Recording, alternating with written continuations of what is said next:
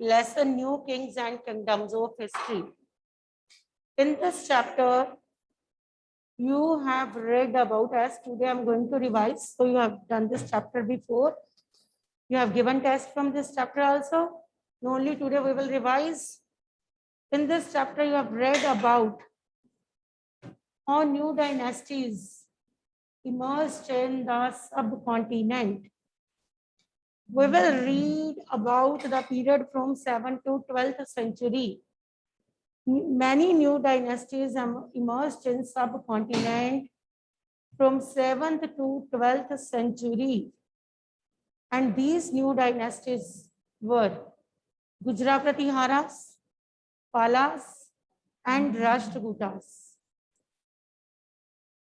Gujrapratiharas, I'm repeating, Gujrapratiharas, Palas, and Rashtrakutas. Now listen carefully. Gujrapratiharas and Palas, ये तीनों and Gujrapratiharas, Palas and Rashtrakutas, they fought for Kannauj. किसके लिए लड़ रहे थे ये? Kannauj के लिए. Now I'm going to tell you the areas. Gujrapratiharas from Gujarat and Rajasthan. Rashtrakutas, Western Deccan, and Palas, Bengal. Gujrapratiharas, Gujarat and Rajasthan. You should know the areas also. Gujarat and Rajasthan.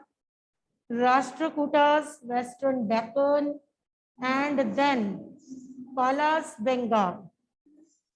The rulers of these three dynasties fought for Kannauj. Kannauj was the richest province in those days, and each of this dynasty wanted to bring Kannauj under their control. So they fought for Kannauj, mainly for Kannauj. So Rashtrakutas became powerful. Earlier there were Samantas. Samantas जो होते थे, they were less powerful, subordinate to the rulers. Less powerful होते थे. Samantas तब अपने आप को powerful declare करते थे when ruler became weak. Samantas brought gifts for the rulers and declared themselves independent when they noticed that their ruler had become weak. They declared themselves Mahasamantas. तो ऐसे ही एक समंता था दंती दुर्गा. दंती दुर्गा जो था, he was Rashtrakuta chief. Danti Durga, he was subordinate to Chalukyas of Karnataka. He was subordinate to Chalukyas of Karnataka. When he noticed that Chalukya ruler became weak, he declared himself independent. Danti Durga was Rashtrakuta chief. Earlier he was Samanta. He declared himself Mahasamanta. And he was subordinate to Chalukya rulers of Karnataka. When he noticed that his ruler became weak, he declared himself independent. And after performing a ritual, Hiranya Garbha, golden womb, he became, in the presence of Brahman, he became Kshatriya. Though he was not by birth, this ritual led to the new birth of Danti Durga. He performed a ritual. Which ritual? Hiranya Garbha, golden womb. This led to the new birth of Danti Durga. And Danti Durga क्या बन गया? Kshatriya. Though he was not by birth. By birth ये क्षत्रिय नहीं था, but after performing this ritual in the presence of Brahman, he became Kshatriya. So in this way, Danti Durga became the ruler of Gujarat. Danti Durga became the ruler of Rashtrakuta dynasty. After performing ritual, name the ritual Hiranyagarbha, golden womb. किसकी presence में किया? ब्राह्मण. और इसको perform करने के बाद वो क्या बन गया? Rashtrakuta. He became the ruler of Rashtrakuta dynasty. अब ये जो लोग होते थे ना, rulers of that time, assumed titles. कैसे कैसे वाले टाइटल्स एज्यूम करते थे? सबसे पहले तो Maharaja Adhiraja, these were the titles assumed by the rulers, Maharaja Adhiraja. Then Tribhuvan Chakravarti, Tribhuvan Chakravarti का मीनिंग है lord of three worlds. Tribhuvan, तीन जहान का, लॉर्ड ऑफ थ्री वर्ल्ड, तीन, त्रिभुवन। ठीक है, ट्री पार्टेड, जैसे मैंने बिगनिंग में मैंने कहा कि tree parted struggle, tree parted का मतलब तीन पार्टियां। विच वर द तीन पार्टियां कौन सी थी? गुजराप्रति महाराज, राष्ट्रकूटास, पालास। ये ट्री पार्टेड स्ट्रगल किस सिटी के लिए हुई? कनौज। ठीक है ना। राष्ट्रकूटा किस एरिया में थे? राष्ट्रकूटास वेस्टर्न डेक्कन, गुजराप्रति महाराज गुजरात एंड राजस्थान, पालास अब दंती Durga was Samanta of Chalukya rulers of Karnataka, declared himself independent. Which ritual he performed? Hiranyagarbha, in whose presence? Brahman. This led to his new birth. He became Kshatriya, though he was not by birth. Now he became ruler of Rashtrakuta dynasty. अब कौन कौन से titles assume करते थे rulers? Maharaja Adhiraj and Tribhuvan Chakravarti. These were the titles assumed by rulers. What do you mean by Prashasti? Prashasti means in praise of. Rulers की praise में जो scholars होते थे ना, they wrote in the praise of rulers. And in return they got gifts, cash rewards from the rulers, because they wrote in the praise of their rulers. प्रशस्ति का मतलब है प्रेज ऑफ, रूलर की praise की जाती थी, चाहे वो झूठ में ही प्रेज करते थे, but in return they got gifts, cash rewards from the rulers.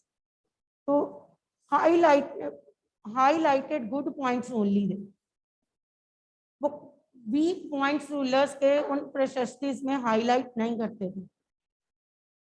तो नेक्स्ट इज, अब हमने यहाँ पे, आपने यहाँ पे पढ़े होंगे Ghazni and Ghori. Who was Mahmud Ghazni? Ghazni जो था, he attacked India many times and he attacked Somnath temple, Somnath temple पे अटैक किया। He was sultan of Afghanistan, Afghanistan से आया था, गजनी से आया, Afghanistan. And he attacked India many times. He attacked Somnath temple. The rulers of that time targeted temples because temples में बहुत ज्यादा कह लो कि एक्सपेंसिव जो स्टैचूज होते थे, images of gods and goddesses होते थे, हीरे जवाहरात लगे होते थे उनपे। तो मोस्टली जो रूलर्स होते थे ना तब के टाइम के, इन्वेडर्स होते थे, they made temples their main, आप कह लो कि टेम्पल्स को ही टारगेट करते थे। And Ghazni attacked Somnath temple many times. He looted this temple, carried the gateway of this temple to Ghazni. अभी भी इस टेम्पल का जो गेटवे है दैट इज इन गजनी। तो he looted, he came only for plundering, not to rule over India. He came only for plundering. Ghazni came to India and he attacked many times because his main purpose was to carry the wealth of Somnath temple to Ghazni. It means he came only for plundering, not for ruling. Rule करने के लिए नहीं आया था, plundering के लिए। Plundering पता ना, लूटपाट करने के लिए। नेक्स्ट, अब हमने इसी में पढ़ा गौरी। एक हमने पढ़ा गजनी, नेक्स्ट इज गौरी। गौरी भी अफगानिस्तान से आया एंड गौरी ही अटैक्ड, इसने किसके पीरियड में अटैक किया? पृथ्वीराज चौहान के पीरियड में। And first 2 battles were held between them. Battle of Tarain. First battle of Tarain, Gauri got defeated। 1191 में फर्स्ट बैटल ऑफ तराइन हुई थी। In that, Gauri got defeated 1191 and then second 1192. So in this war, Gauri won. In this war, Gauri got defeated and Prithviraj won this war. Battle of Tanai first. कौन जीता? Prithviraj. Battle of Tanai 2, Gauri जीता. अब Gauri went back his country. He left his आपको क्या ambassador, he left his slave, उसका slave था. Who was his slave? Qutbuddin Aibak. He left him to Delhi and he himself went back to his country. Later Qutbuddin, when Gauri died, Qutbuddin Aibak declared himself independent. क्योंकि हम beginning से पढ़ते आ रहे हैं कि जो समंताज होते थे ना, जैसे ही रूलर वीक होता था वो अपने आप को इंडिपेंडेंट डिक्लेयर करते थे. तो Qutbuddin was a slave of Ghori. Ghori ने से मार्केट से खरीदा हुआ था. तो कुतुबुद्दीन तब के लोग बिकते थे, स्लेव्स बिकते थे मार्केट्स में. Qutbuddin Aibak was the slave of Ghori. Ghori left Qutbuddin in Delhi and went back to his country. तब गौरी की जब डेथ हुई तो Qutbuddin Aibak declared himself independent, क्योंकि वो तब तक पावरफुल हो चुका था. So in this chapter you have read about Gauri and Ghazni. Next, in this chapter you have also read about Vijay Alia. Vijay Alia जो कि फाउंडर ऑफ, आप कह सकते हो किस डायनेस्टी का? Vijayalaya was the founder of Chola dynasty. Vijayalaya was the founder of Chola dynasty and his successors Raja Raja 1, Raja Raja 2, Raja Raja 1 and Rajendra 1 भी आप कह सकते हो, Raja Raja 1 and then his son Rajendra 1. These rulers were the powerful ruler of Chola dynasty. Vijay Alia was the founder, Raja Raja 1 and Rajendra 1. These were the powerful ruler of Chola dynasty. अब इनके नाम आपने नहीं भूलने, Raja Raja 1 and Vijay Rajendra 1, then Vijayalaya. Founder of Chola dynasty Vijayalaya. Founder of Chola dynasty Vijayalaya. Chola South Indian dynasty है कि North Indian? South Indian. Chola dynasty South Indian dynasty है. River Kaveri भूल गए, आपने पढ़ी थी. Chola dynasty South Indian dynasty. Raja Vijayalaya was the founder. Who was the founder of Chola dynasty? Vijay Alia 1. Name other two important ruler of Chola dynasty. Raja Raja 1, Rajendra 1. Chola dynasty Tamil Nadu वाला reason याद रखो, ठीक है? Kaveri river Tamil Nadu वाला area, Cholas. ठीक, चोलास का founder विजय आलिया. अब एक मिनट, आप मुझे बताओ, is there is any problem regarding Danti Durga? Who was Danti Durga? Who was Ghori? Who was Gauri? Who was Ghazni? या who was पृथ्वीराज चौहान? कोई प्रॉब्लम नहीं है अब इसमें. Next is Chola dynasty. Vijayalaya was the founder.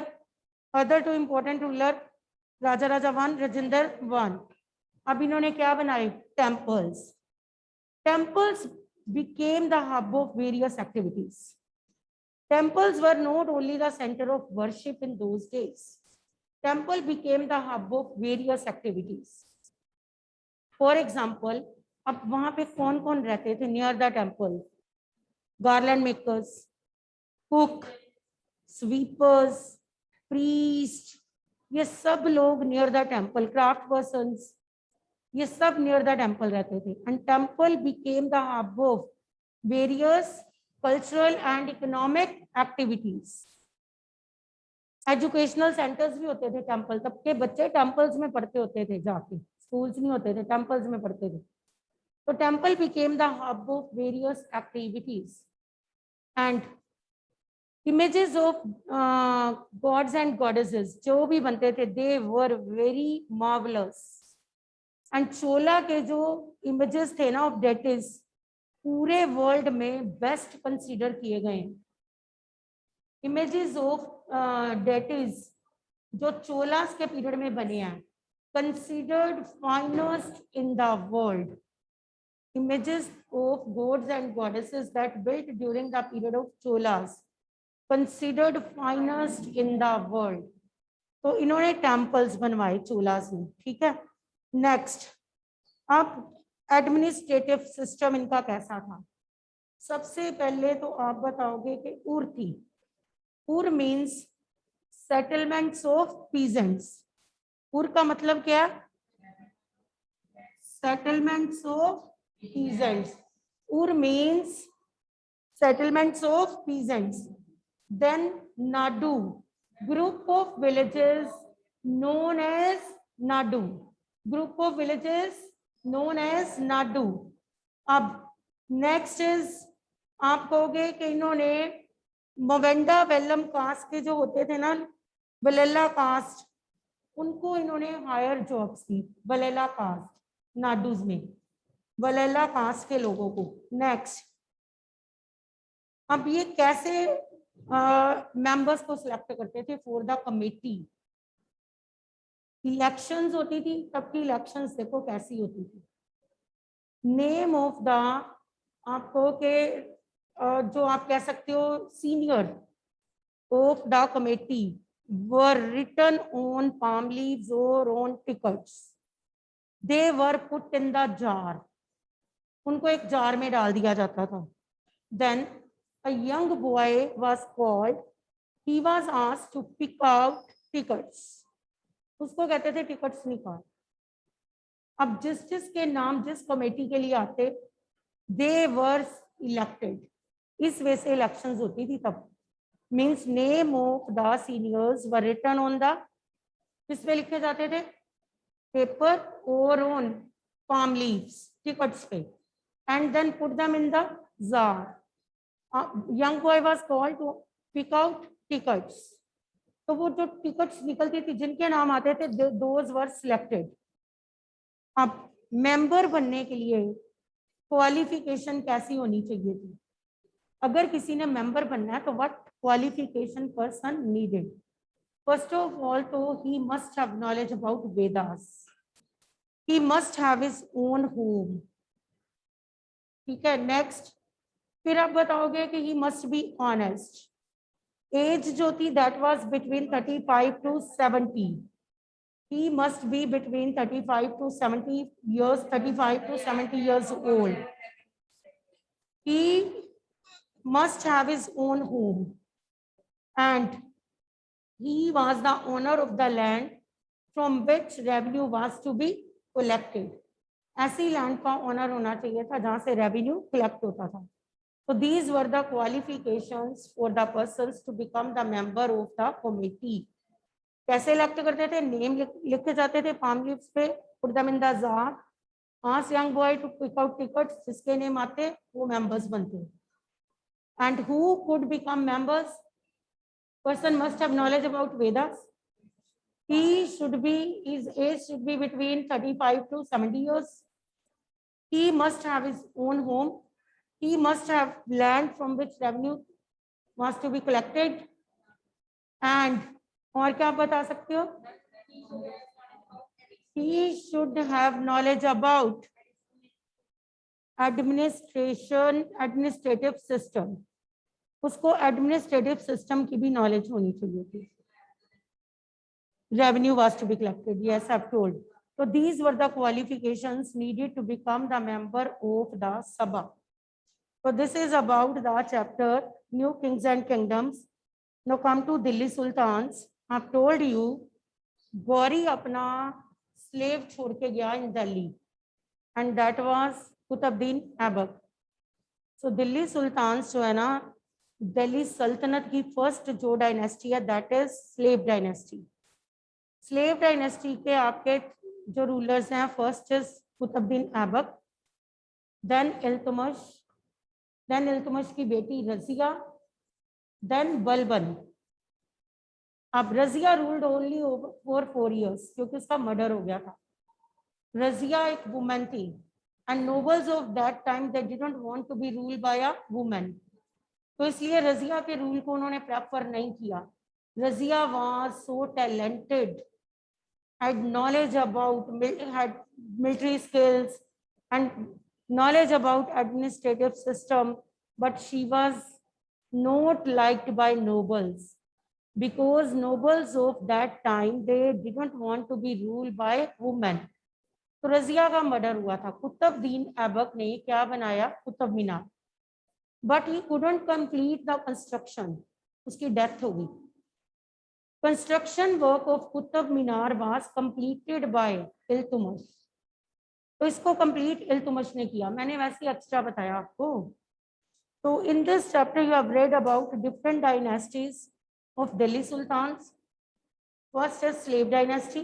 पहले तो आपको पूछा जाए,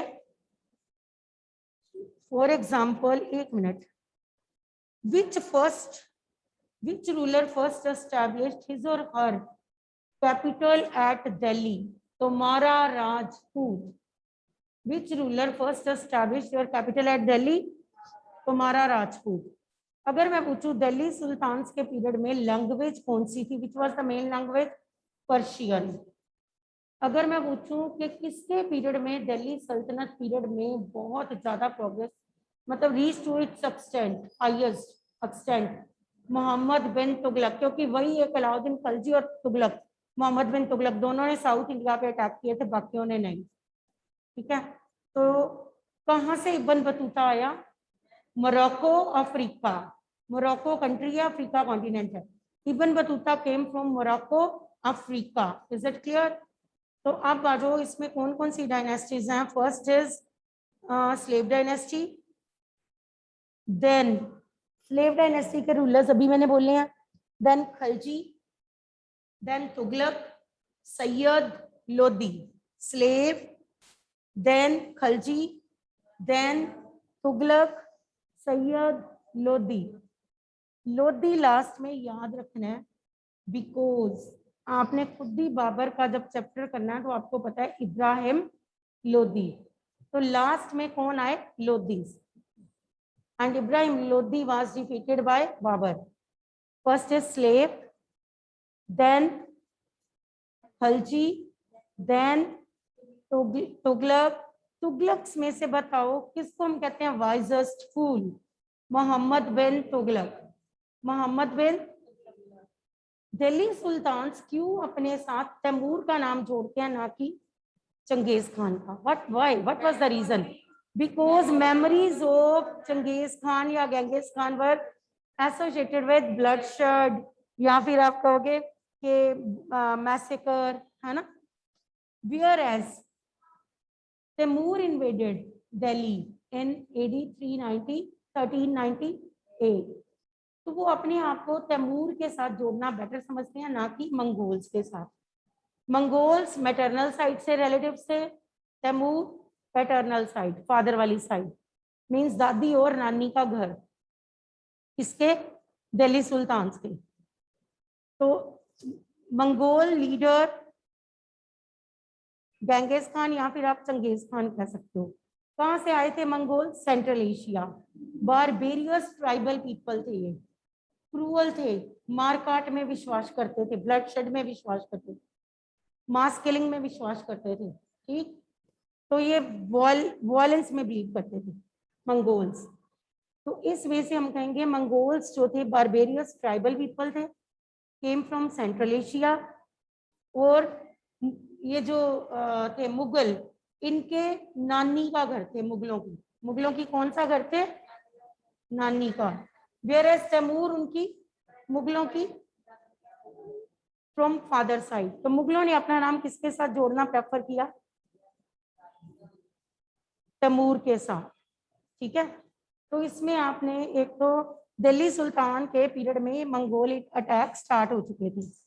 Mongol invasion started in the period of Delhi sultan. किस किस रूलर ने मंगोल इन्वेजन को फेस किया? Mohammad bin Tughlaq, Alauddin Khalji, both faced Mongol invasions.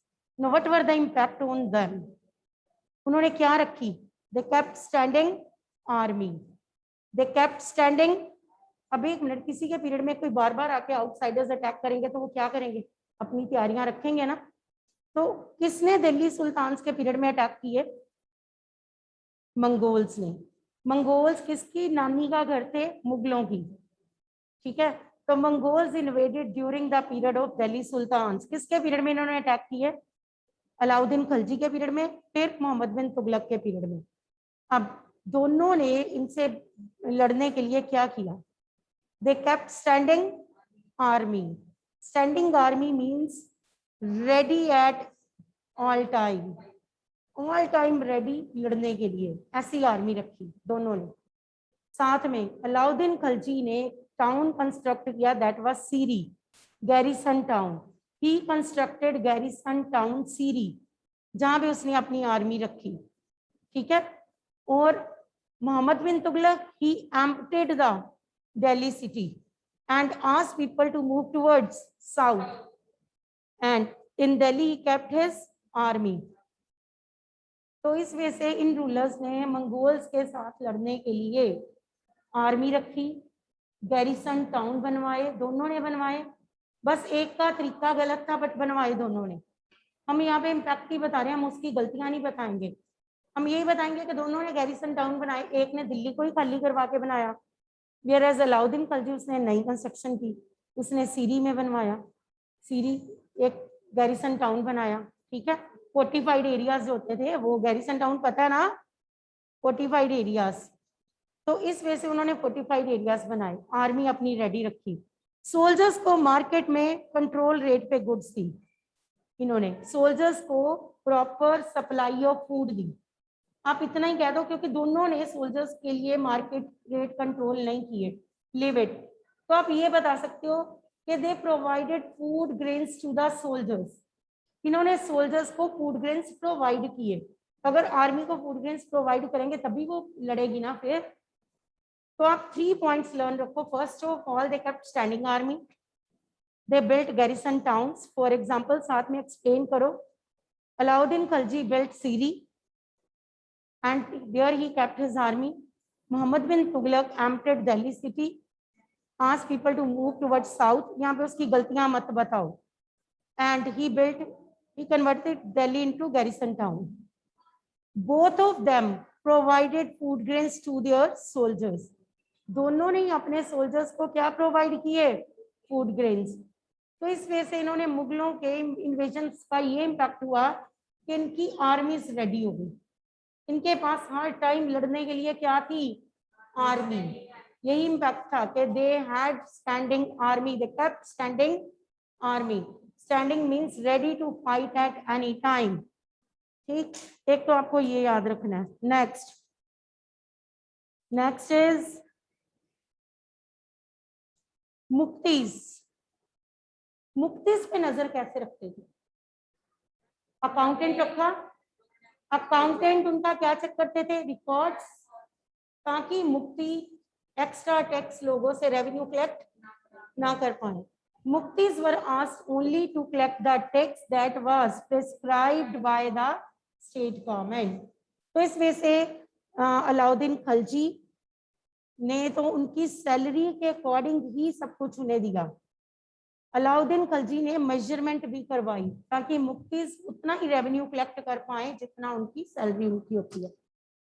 तो इस वजह से आप इनको लर्न करोगे। Take reading, not to cram. अब तो सब कुछ बच्चे आपको आता है। And be confident. God bless you, all the best for your paper, do your best in your paper.